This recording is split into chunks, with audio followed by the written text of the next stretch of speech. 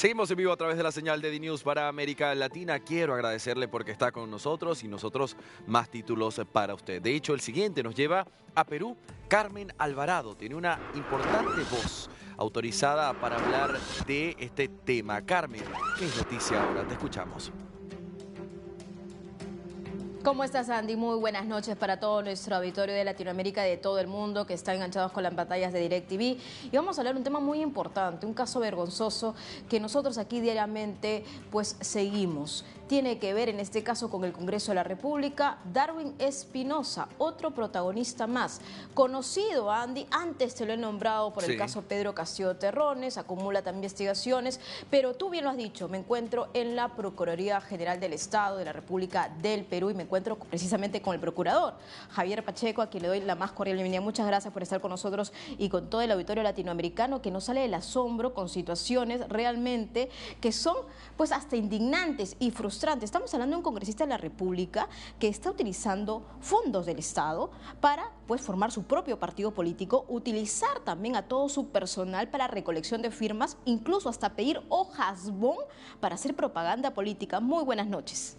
Muy buenas noches, Carmen. Muy buenas noches, Sandy. Un saludo a toda la audiencia de DNews, a la orden.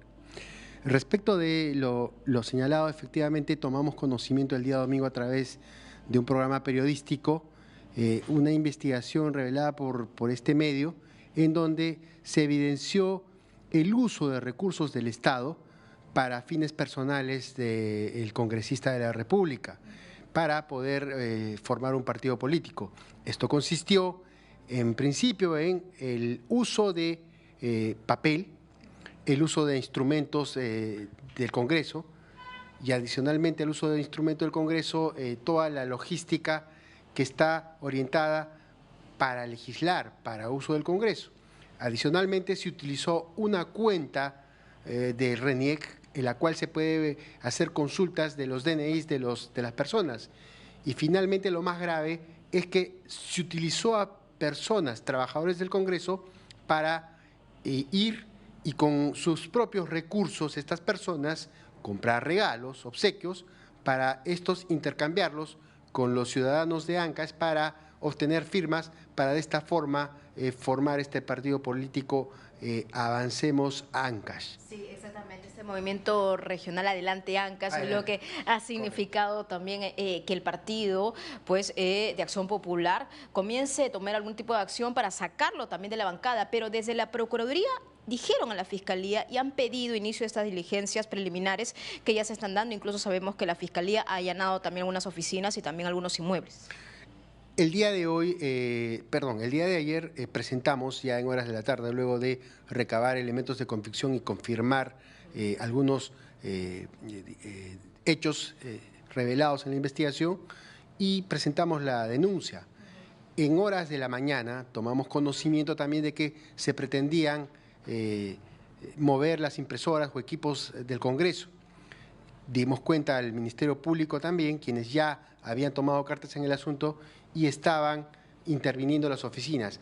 No tenemos conocimiento de esta intervención, pero espero que se hayan cautelado estos equipos, que se hayan, evidenciado y se hayan puesto en una cadena de custodia estos equipos que habrían sido utilizados para, sobre todo, las impresiones o copias para los planillones o fichas que tenían y que se han visto que han sido llenadas por otros ciudadanos en la ciudad de Ancash. Claro, ahora que viene, ¿cuál es el próximo paso? Porque diariamente vemos noticias, sobre todo transmitimos nosotros, los periodistas para América Latina, lo que viene ocurriendo y es un caso más vergonzoso que el otro. ¿Pero qué viene con el caso de Darwin Espinosa? Tenemos que tomar en cuenta un caso anterior, que ha durado muchos años, que es el del ex congresista Urtecho, quien ya fue condenado justamente por actos y mecanismos de corrupción similares. En este caso esperemos que el Ministerio Público, ya habiendo iniciado las investigaciones y las diligencias, se proceda a recabar todos los elementos de convicción y avance en la investigación.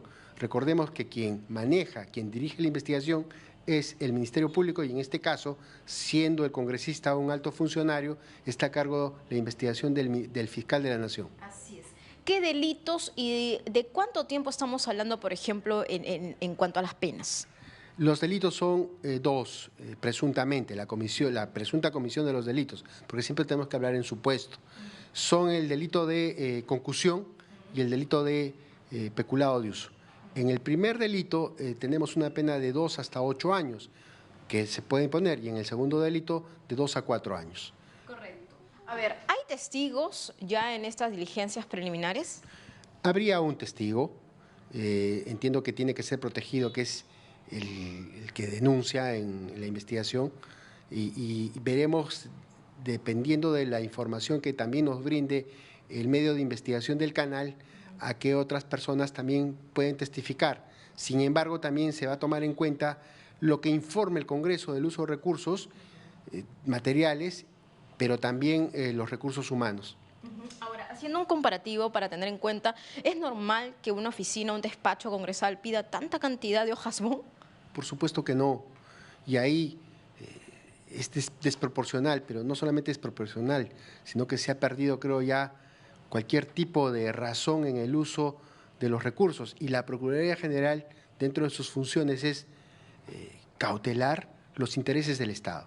Claro. Y aquí se ha evidenciado que ha habido un mal uso de todo tipo de recursos asignados para un fin completamente distinto a los del Congreso. Ahora, doctor Pacheco, aquí también hay otro escenario, ¿no? Porque estamos hablando del personal administrativo o el personal de ese despacho. ¿Habrían sido ellos sometidos o también podría haber una vulnerabilidad contra sus personas porque o también colaboraron con el congresista para estos fines? Porque puede haber también hay un sometimiento, digamos que una jerarquía. Él es el congresista, ellos son los trabajadores del despacho. El tipo penal de concusión establece claramente que el que abusando de su cargo requiere a un subordinado a dar u ofrecer algún tipo de bien o servicio, configura en el tipo penal. Y en este caso, del reportaje y del testigo, se evidencia que habría sido obligado.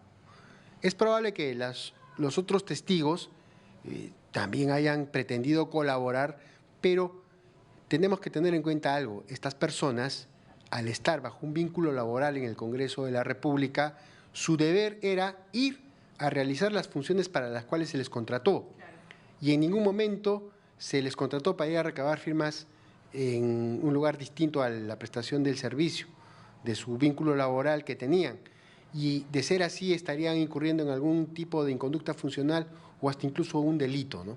Claro que sí. Es importante lo que usted dice y solamente para contextualizar a nuestro auditorio, pues alguno de tipo personal, por ejemplo, que trabaja en el despacho del congresista, ha viajado hasta Ancash para recabar estas firmas y también por ahí se habla de pelotitas, de pelotas muy cerca del despacho, o sea, del centro de Lima, que han sido movilizados también por el mismo personal. O sea, es increíble lo que está pasando. Ya han comprado estos regalos, como dije, con sus propios recursos. O sea, aparentemente habrían sido obligados. Habrían sido obligados. No sé, Andy, si tú tienes alguna pregunta de estudios. Carmen Alvarado, sí, la tengo, procurador, desde el estudio Andy Chirinos. Esta pregunta es un tanto más general. Hoy presentaron la denuncia por la mañana. En el entretanto, ¿qué sucede con el congresista? ¿Se le inhabilita hasta que se compruebe o no toda esta situación? ¿O él sigue trabajando en el entretanto? ¿Cómo es la situación para el congresista ahora? Hay que explicar que nosotros presentamos la denuncia el día de ayer. Hoy se abrió investigación. Sin embargo, por ser un alto funcionario, él tiene una prerrogativa constitucional, que se le tiene que levantar el fuero en el Congreso de la República y tienen sus propios procedimientos. Sin embargo, no está prohibido de ser investigado. Ya corresponderá al Congreso de la República actuar e imponer las sanciones respectivas y dependerá del fiscal de la Nación, dependiendo de cómo avancen las investigaciones, también pedir este levantamiento de este fuero. Sí, es muy cierto lo que está diciendo el procurador, el trámite y los canales respectivos. Por ejemplo, recordemos las investigaciones también que se siguen dentro de la Comisión de Ética, que por falta de quórum, es decir, por falta de congresistas, no ha podido sesionar para ver casos emblemáticos de estos congresistas que te comentaba Andy, por ejemplo, los mochasueldos, que le recortaban el sueldo a sus trabajadores. Imagínate, entonces entre ellos mismos se cubren, podríamos decir en resumen. Y claro, también hay un procedimiento para levantarlas ese fuero y para que sean investigados. Y como lo ha dicho también el procurador, hay un caso emblemático del congresista Urtecho. Solamente agregar, ¿no? Respecto a este congresista, no es el primer caso que tiene. Ya existen otros dos casos. El primero, vinculado a los niños, de la presunta organización criminal liderada por el expresidente Castillo, la cual se encuentra en investigación desde el 30 de septiembre del 2023. Y el otro caso ya está en el Congreso, es también por organización criminal vinculada al apoyo político que se le daba al expresidente Castillo como líder de esta organización criminal, y esta denuncia constitucional está en el Congreso desde el 15 de mayo del 2023. Exhortamos a través de este medio que el Congreso tenga la celeridad del caso para que dé el pase, para que la justicia continúe con las pesquisas e indagaciones correspondientes. Así es, muchas gracias al procurador Javier Pacheco, gracias por estar con nosotros en DNews a través de las pantallas de DirecTV. Y con esta entrevista yo me despido, Andy. Muy buenas noches. Carmen Alvarado, buenas noches para ustedes dos, al procurador y a tu persona. Tengan una excelente jornada.